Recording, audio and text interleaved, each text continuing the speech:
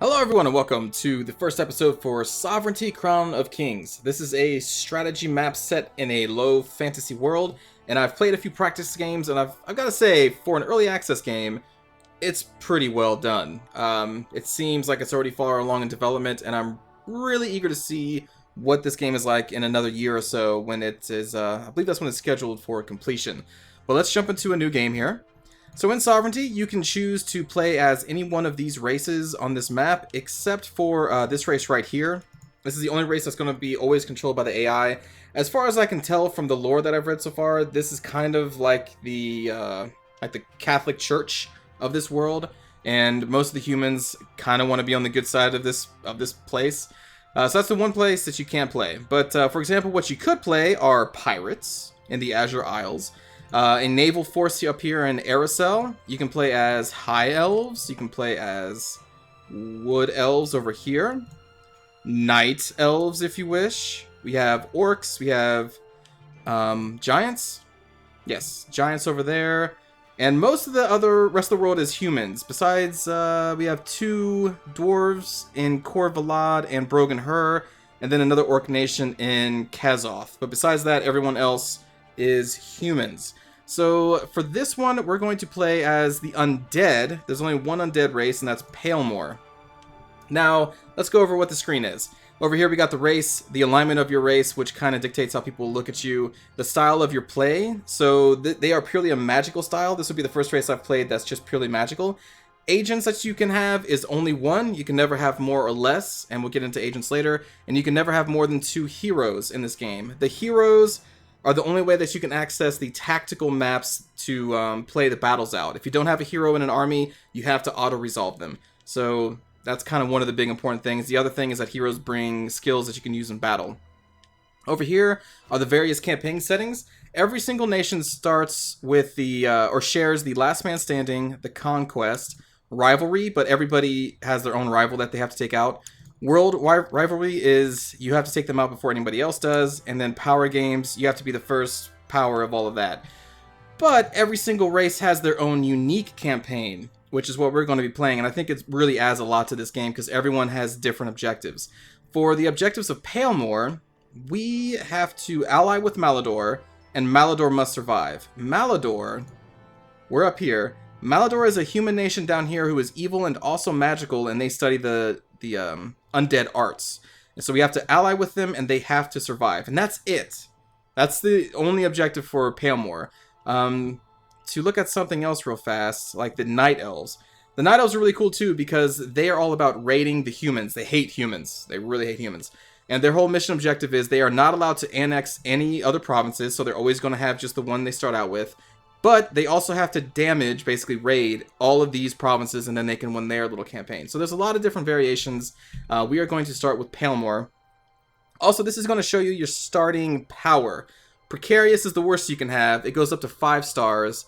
So I don't know. This may be pretty difficult. And then if you click on this eye, you're going to get more information for your realm. So we are a rogue realm. There's rogue and civilized. Rogues are allowed to attack at any time. Civilized realms have to declare war and wait 1 turn before they can attack.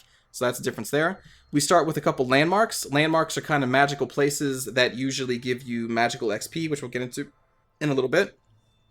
So this landmark will heal our undead units while they're in the province. And then the Shadowlands, undead will gain the Phantom trait. Phantom trait allows you to ignore zone of control. So if you move up next to a unit, you usually can't move any further because you're in their zone of control. Phantom allows you to ignore that. So that's pretty cool. And then this is our general background here. Palemoor's great evil slumbers in its poison bogs. The dead legions have only to waken and ride forth again. In legend, it is said that the cold swamp of Palemoor was once part of the verdant forest home of the Sonenev, the High Elves, but that a secret society of elves sought power in dark places. And there, they delved too deeply. The land itself revolted and was corrupted. Dead waters rose with the hypnotic call of doom. Today, undead spirits of the drowned stir beneath its shallow waters. Banshees sing hauntingly through the mists, and a cabal of liches are led by a dark master. Palemoor is no place for the living. And again, those are our objectives over here. Let's click play. So we're going to zoom into the map here. So I believe there's 270 provinces in this game, split between these 30-ish powers. It's a lot of provinces. I'm going to disable the tips.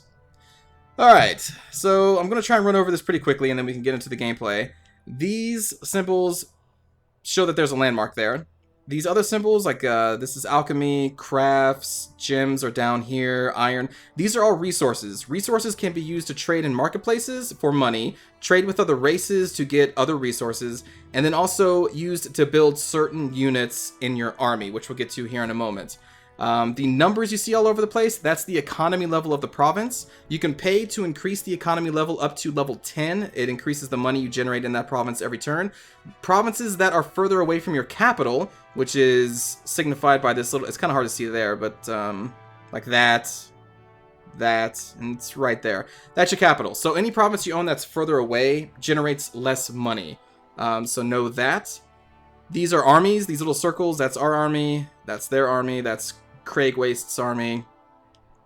Pretty self-explanatory. You can click on it, you can see all the units in there. You can only have a stack of 20 units in an army, and only one army per province. An army that is stationed in your capital province does not cost you any money unless they're mercenaries. Mercenaries will always cost you money, but other units will not. So let's jump into the units here.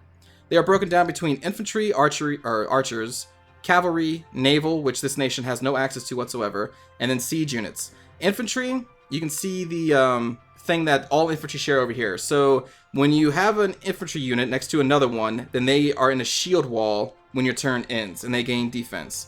That's kind of like their thing. And it also cancels out cavalry charges if they're in shield wall. Archers can counter fire, so if they get targeted by another archer, they can fire back once per turn. And if they're next to another unit who gets melee attacked, they can do a support fire when their friends are attacked. Cavalry is all about the charge, so they gain bonus damage the further they move before engaging against an enemy unit. And then, I've never really messed around with naval yet, but siege units have shatter. Any attack by a siege unit will shatter an enemy unit. Shatter will negate shield wall, counter fire, and support fire. It also imposes a cumulative -1 defense on that enemy for the remainder of that specific battle. And then, siege units do bonus damage versus forts, +7 range damage and +2 defense. Versus forts specifically. So they're the ones that need to break down forts in this game.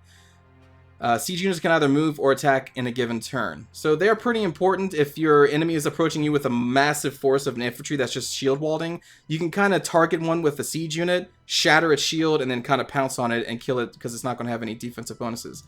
Alright, so let's go over some other stuff here. This shows you what kind of unit it is, this first image here. So that's infantry, which basically is these icons over here. This is going to tell you your race. So these are all undead. The undead ignore move penalties in swamps or wastelands and are immune to illusion, damage, and spells. Other races have different negatives or positives. This unit denotes that it's a standard unit, which means you can recruit as many of them as you want. This, with the multiple people, indicates that this unit is made up of multiple people. So units that are made up of multiple people take decreased range damage when their unit is almost gone, because they have less people to get hit. And then they take more range damage when they have more people. Then you have these single units, which don't have that, because there's only one of them in the entire unit, so the range damage will always be the same, no matter if they're low or high. I also believe they take more damage against melee the less people they have, I think. So this little dagger denotes that it's a mercenary unit.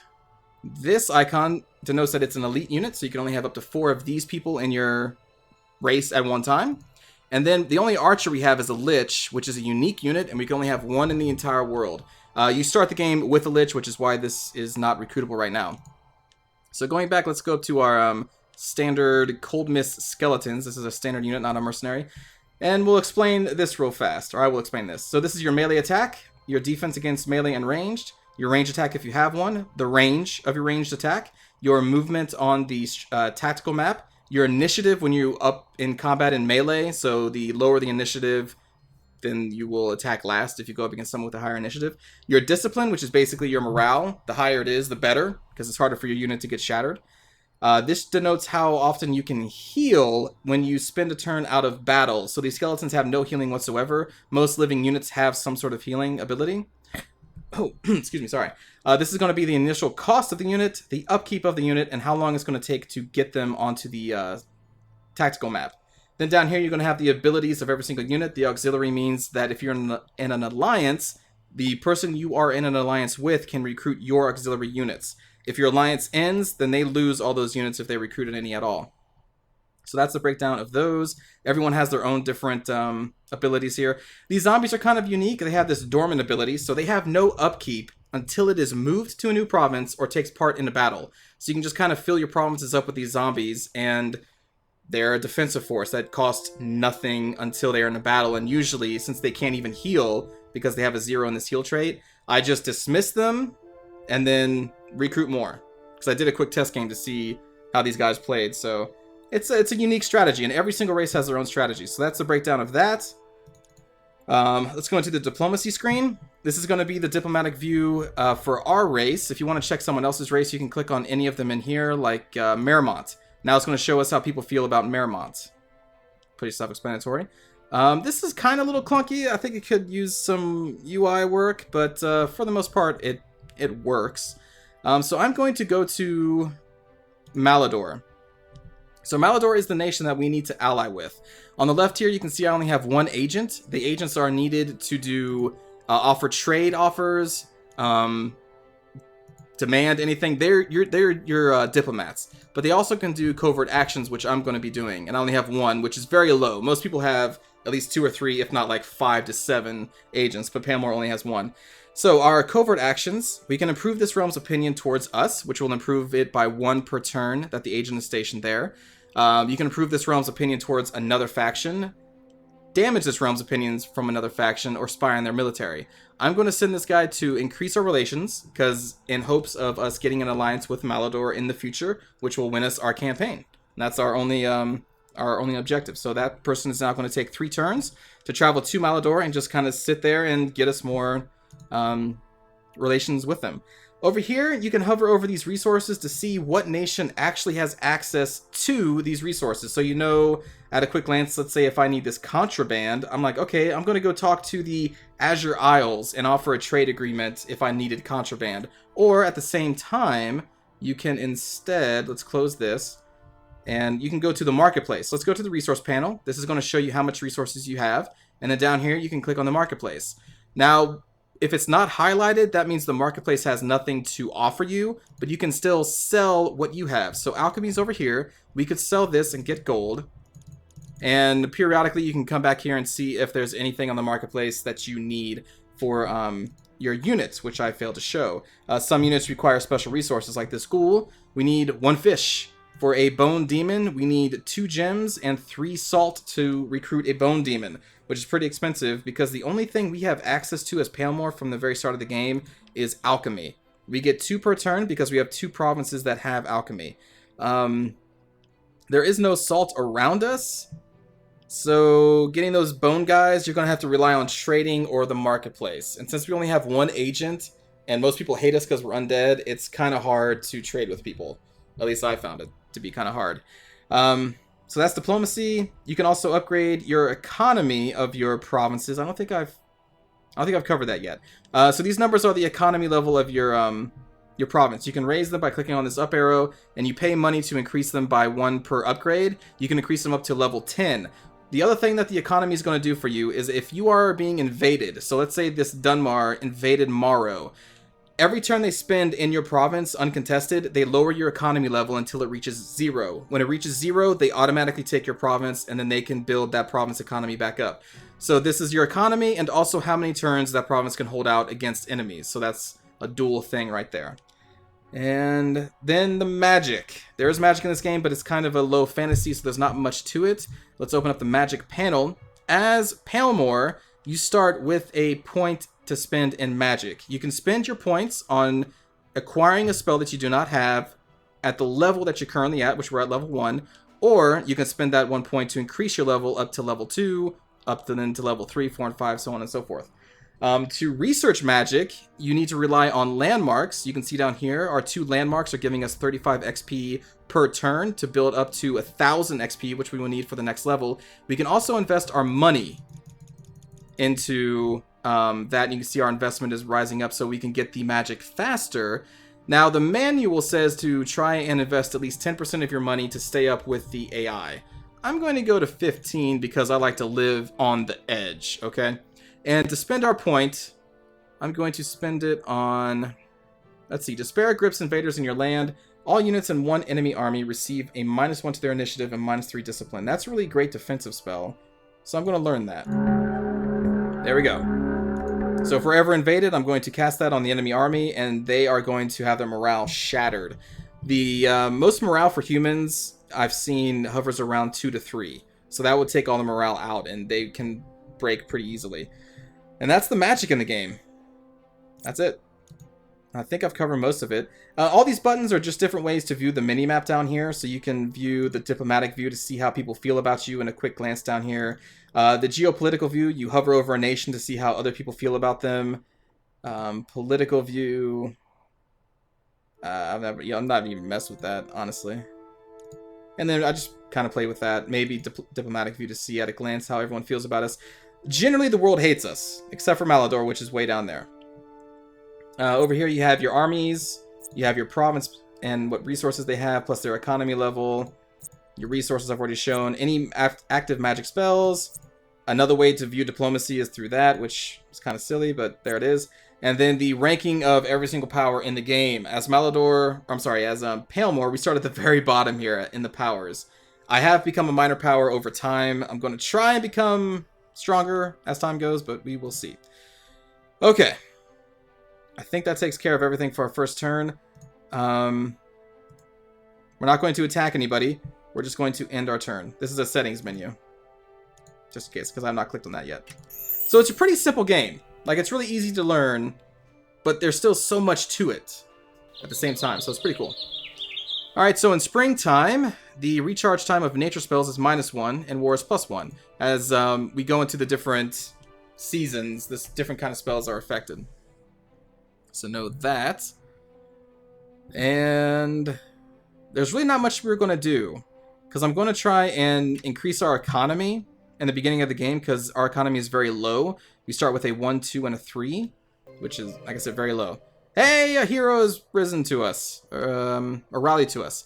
We got a necromancer who wishes to join us for 0 gold. So your first hero is always going to be 0 gold, and I suggest you hire them. So I'm going to hire this person. We're going to place them into the only army that we currently have. And now, since we have a hero in this army, if we were to attack an enemy army, we can go into the tactical view instead of just having to auto-resolve. Again, the only way to get to tactical view is if your army has a hero on it. And we can only ever have 2 heroes at a time. So, always keep that in mind. It's always better to have tactical battles than auto-resolves. Trust me.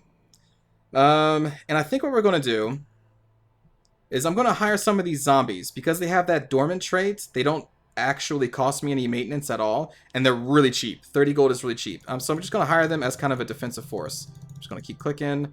And then we're going to exit that. So they should be ready in 1 turn. Let me return this to the normal view. And that's it. Up here, you're going to be seeing what's taking place between turns. I can click on this down arrow when it's our turn again to see everything that happened. So this is everything that happened between these from the start of this game, basically. A bunch of non-aggression pacts are being signed between people. I don't really care too much about that. This shows us that we have units that we can now deploy. There's all of our zombies, so I'm going to deploy them here and here. There we go. And now they don't cost us anything until they move or until they're in a battle, at which point I'll probably take them out of the game and then replace them. It's a pretty cool mechanic. And we will keep ending our turn. It's going to hopefully be a kind of a passive game in the beginning. I need to build up our economy before we can just go to war. Malador, the people we need to ally with, has sent us an offer. They're going to give us 200 gold, and they want a non-aggression pact. I am going to accept. That's one step closer to us winning the game. You can check your objectives by clicking on this button down there. You can already see Malador must survive is checked. All we got to do is ally, and we can technically win. As far as I know.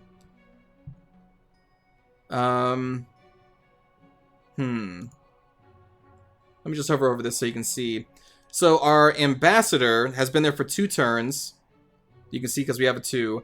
And the parentheses is going to be the change in that category next turn. So ambassador is going to rise up by 1. The non-aggression pact is going to increase our relationship by 1. The shared trade that we've had is going to start to degrade down to 0 because it has a -1. So I thought I'd just show that real quick. And we're going to keep ending our turn. Now I do want to show you combat because this is the first episode. I do want to show you combat. It's going to be dumb for me to initiate a war as Palemoor this early on without building an economy. We have enough money to at least raise up one of our provinces. I'm going to raise this one up to a 2 for 4,500 gold. Also, these Will-O-Wisps are garrison units, and garrison units cannot attack. They can't invade. So they are a garrison unit, and our Lich, which is our most powerful creature we have, is also a garrison unit, so it too cannot invade. So I cannot rely on those to be in my army when I invade. So if I plan on invading, I need more skeletons at least. Because you can see this little icon showing you like, oh, whoa, whoa, whoa, these guys can't attack. Let's go to the purchase unit. Let's see if there... Oh, you can also get to the marketplace with these shortcuts here when you highlight a unit. I want to see if there's any fish in the marketplace. There is not. None of these is things that I need. So I'm going to end up just selling some of our stockpile of alchemy because I don't really need it. And I'm just going to recruit some skeletons. I can't have any more liches. Our cav is really expensive. The iron... We can get the alchemy for these guys, but we need iron. So I need to keep a lookout for that. And these nightmares, I need to keep a lookout for salt. Oh, these guys are a flyer. They ignore all terrain obstacles and penalties and may bypass any units in their path. While a unit's life is below 40%, it loses flying. Oh, I've never seen a flyer before. I knew they were in the game, but wow, that's pretty cool. They are expensive, 120 upkeep. And Palemoor has like no economy, so that would actually be pretty bad for us. Alright, so let's pass the turn, and we're going to be recruiting some skeletons, and I guess I'll attack, even though, let me say this up front, it's a bad idea. But I want to show off the combat to you in this first episode. But it's a bad idea. Alright, so illusion spells, -1, death is +1 to cast. Oh, this is bad. So bad.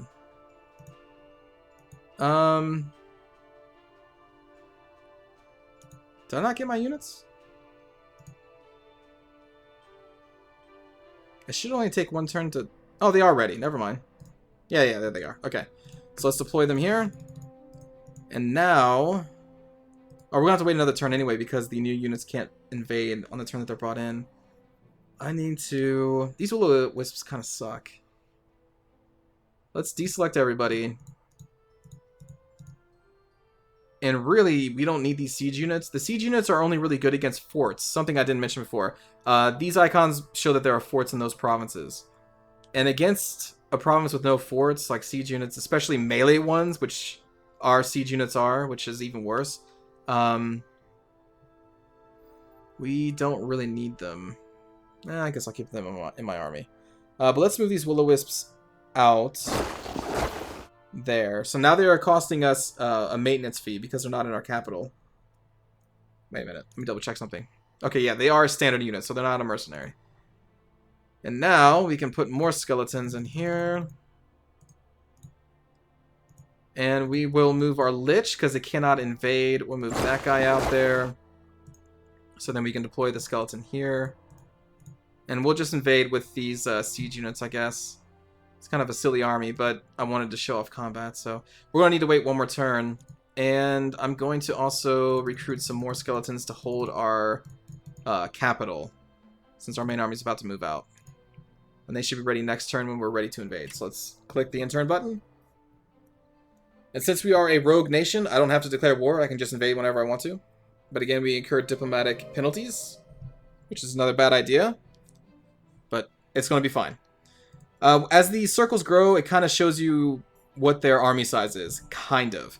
If you have an army, or a unit, I'm sorry, that has a scout ability, you can see exactly what's in their army, but the undead don't have any scouts. So we're just going to have to go in blindly here.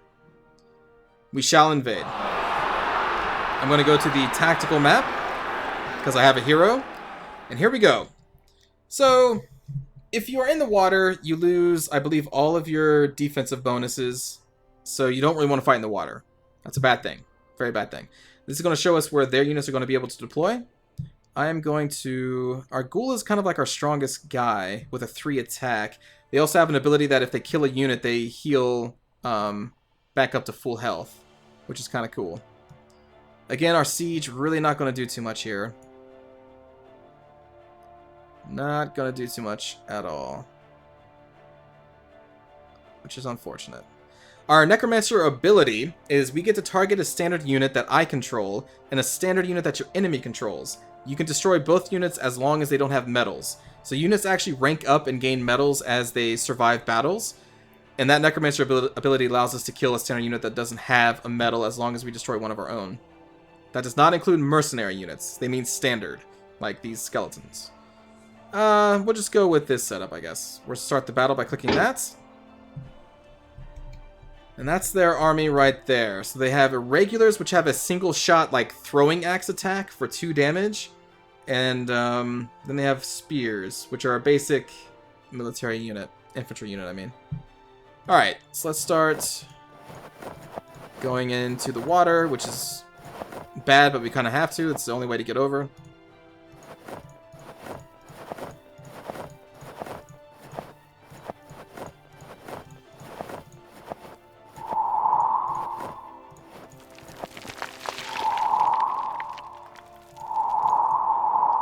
Alright.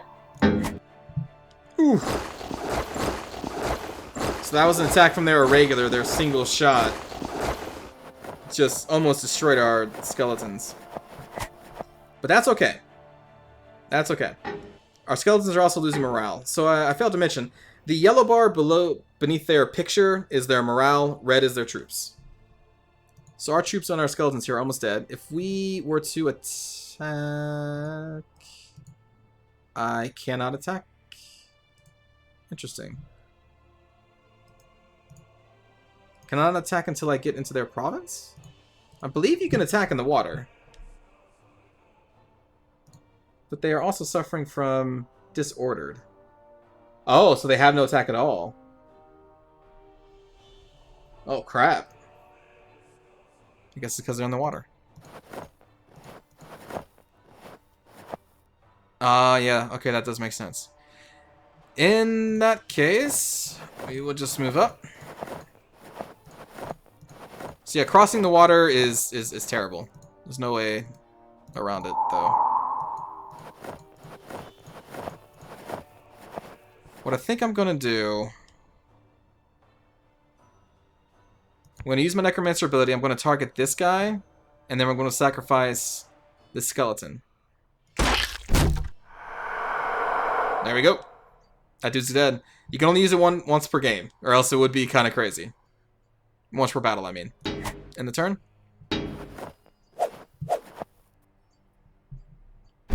Oh, being in the water sucks.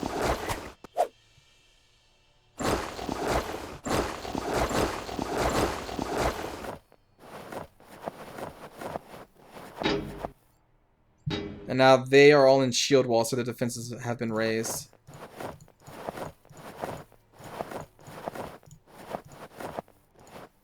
Alright, so finally we can get on shore. Well, at least with you. Shoot.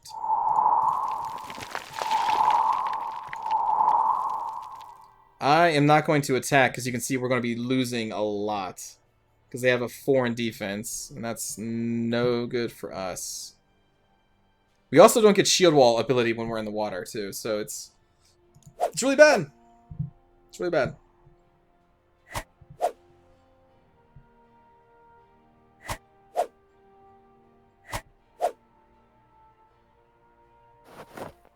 We're now uncertain.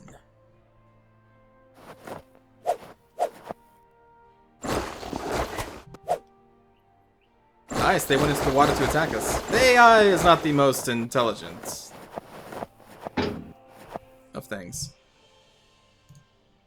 Okay, let's just get everybody up here.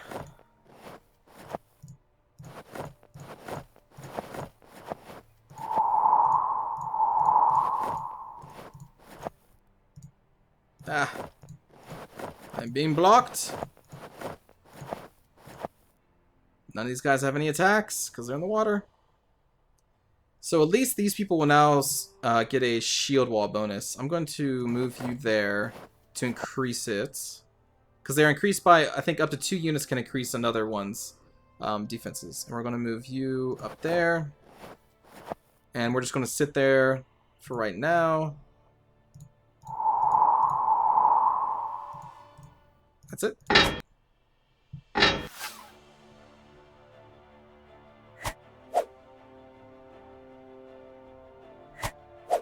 So really, if I wanted to abuse the AI, what I could do, what you can do, is just sit on the land and let them come to you. And then they'll have all the penalties in the water, but I don't really like taking the advantage of the AI like that. But you can, because I mean, look at them. They're going into the water, which is a terrible idea for them. All they have to do is hold the shoreline, and they will be fine.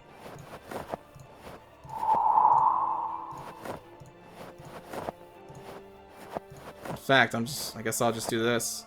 So now we're only going to lose 5 to 6. They'll lose 26 to 29, because they're in the water. Now they're dead.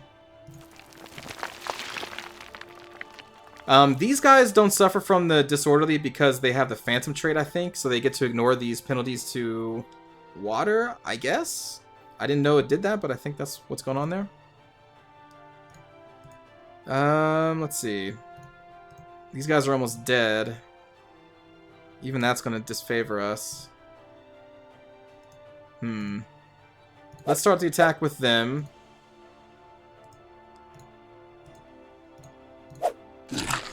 Attack with the ghouls. We can't attack with any of these guys because they're in the water.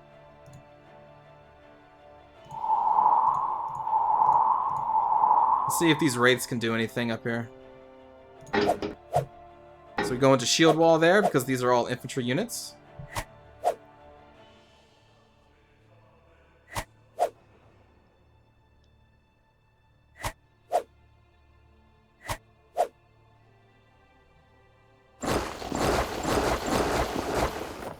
And they just keep moving into the water. Bad idea. It's a very, very bad idea. We're going to move this ghoul into the capital, get some money for this being an objective. Oh yeah, by the way, you don't have to destroy everybody. If I wanted to, I could ignore their army and just go for the objectives, which are denoted by their flag. So there's one way over there, and then one down there. And we only have 12 turns in total. We have 7 remaining, which you can see right there. But there's not too many of them, so... let's just do this. We're going to shatter them. So siege units can either move or attack. They can't do both, but since they moved next to us, we were allowed to attack them like that, which is great for us. I want to get this ghoul... actually, they're not really hurt that much, so let's do some more damage to these guys in the water. We'll do that. We'll move these people up.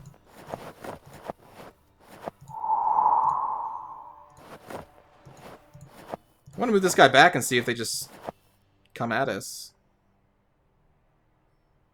I'll keep that guy there, though. Let's move that guy up.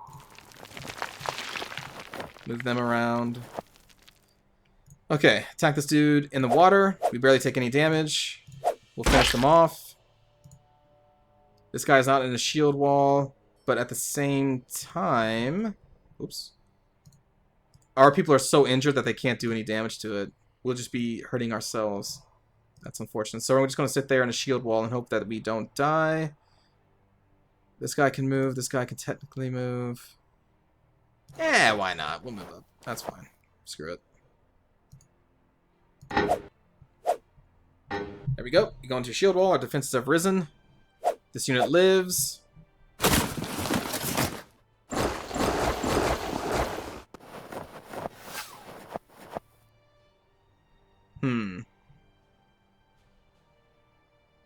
Okay, well, let's attack them with the siege unit. Because they're fools. We'll move you up. We'll move you up. Move you up. Keep you there. Let's damage this guy. This isn't going to be enough to kill them, I don't think. We need to kill them with this unit for its Death Eater ability to take effect. But we'll still damage them. Yeah, that's not going to kill them. Let's move them up here. We'll move them up. Increase their shield wall, and we can get a good attack on these guys in the water, so we're going to take it. And we crushed them. Alright, let's take our turn.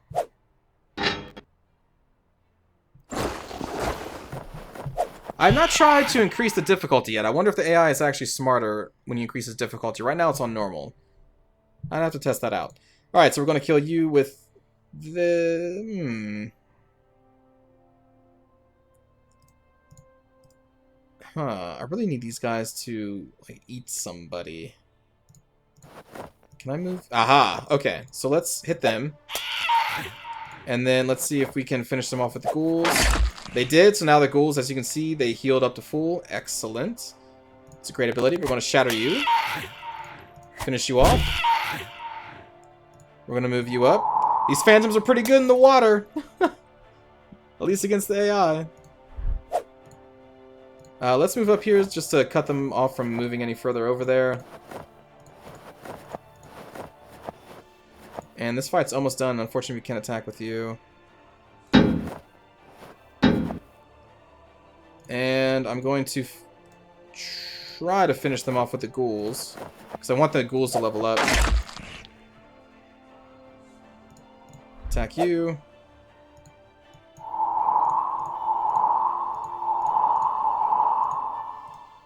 So normally you don't want to attack infantry units with siege units because the infantry units receive bonus attack damage versus siege and they receive first strike no matter what the siege unit's initiative is. But when you're in the water, no, it doesn't really matter. There we go. And we have now successfully beaten back their army. We took a prisoner. I've never taken a prisoner before. Yeah, promotion. Alright, so we can give this thing +1 defense or the brave trait, which means they are immune to fearsome, terrifying, and chaos effects. And when they are defending any objective, which are denoted by those flags I showed you in that battle, they get a +2 defense. I'm just going to go with the +1 defense straight. There we go. And there we go. So every turn that we hold this province, their economy level is going to go down until it reaches 0. And at that point, we take it. And when we take it, we'll also take this resource, this fish, which we need the fish to recruit our decent standard units, which are these ghouls, which is why I attacked this province first. So there you go. There's the first episode. I hope you enjoyed it, everybody. I will see you all in the next one. Again, this is a bad idea. Don't do this in your game. Don't attack this early. I don't think it's going to work out well, but we'll see. Take care.